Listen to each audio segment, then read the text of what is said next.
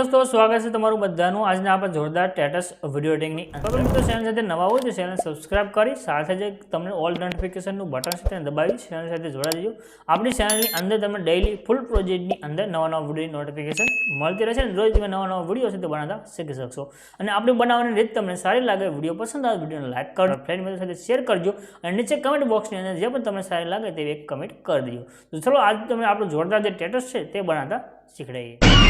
પૂછે ને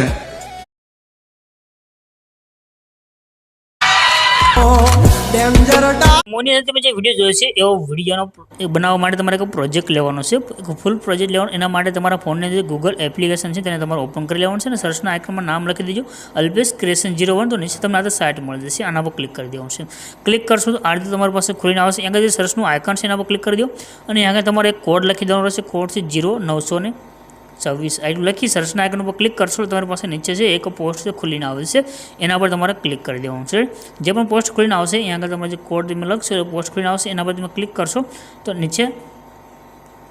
title code અને થંબનેલ તમને દેખાઈ દેશે એના પર ક્લિક કરી દો ક્લિક કર્યા પછી આ રીતે ખુલીને આવશે આમાં તમારે છે નીચે બી જવાનું છે નીચે આવશે તમને આગળ લખેલું જોવા મળે છે ફૂલ પ્રોજેક્ટ એના પર ક્લિક કરી દો ક્લિક કરશો